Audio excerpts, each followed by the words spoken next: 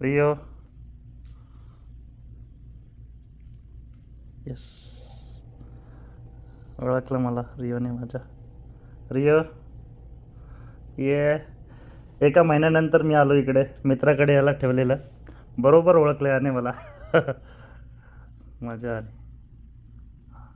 मीच आहे रियो. योगी कुठे आहे रियो? चाटतोय पण.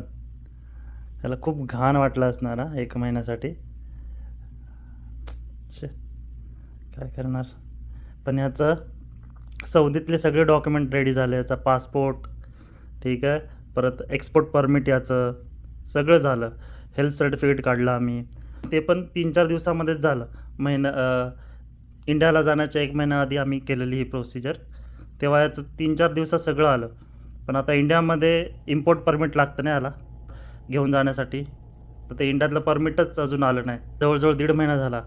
जाण्याच्या 15 दिवसाआधीपासून आम्ही ट्राय करत होतो, झालं नाही. त्याच्यामुळे मी म्हणतो, जर का तुमचा कुठला कॅट असेल ज्याला तुम्हाला सौदीतने हिलिंग आवाज पण काढतोय हा, ज्याला तुम्हाला सौदीतने इंडियाला घेऊन जायचं असेल ना, तर इंडियन इम्पोर्ट परमिट तुम्ही 2 महिन्यापासूनच बनवायला घ्या. तेव्हा कुठे तुम्हाला येईल 2 ते 3 महिने आधीपासून, नाहीतरी आमच्यासारखे हाल होतील.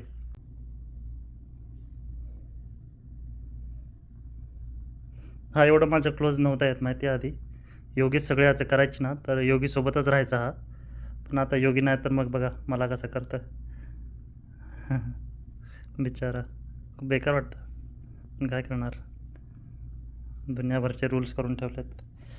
फिलिपिनमध्ये घेऊन जाण्यासाठी जास्त काय हे नाही, फटाफट ते होऊन जातं. आम्हाला खूप त्रास झाला, म्हणजे की याचा इम्पोर्ट परमिट काढण्यासाठी तर ठीक आहे, पण खूप साऱ्या अशा फ्लाईट्स होत्या, त्या डायरेक्ट नाही बोलत होत्या कोण घेऊन नाही जात. कार्गोने घेऊन जायला सांगत होते.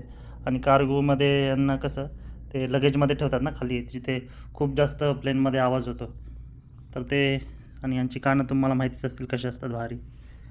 मग यांना कसं ते त्याच्यात टाकणार कार्गोमध्ये. घेऊन जायचं तर आपण कसं आपल्या सीटवरच तिकीट काढून घेऊन जायचं मस्तपैकी.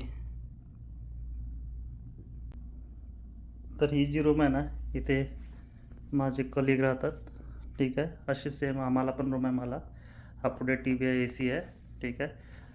आणि मी माझी रूम तुम्हाला दाखवतो.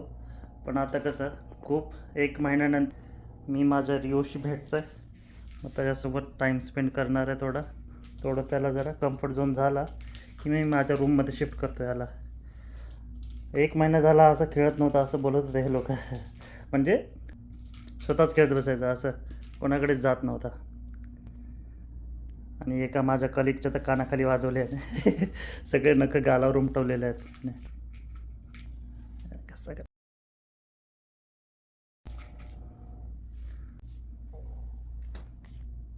ही अशी रूम आहे माझ्या मित्राची.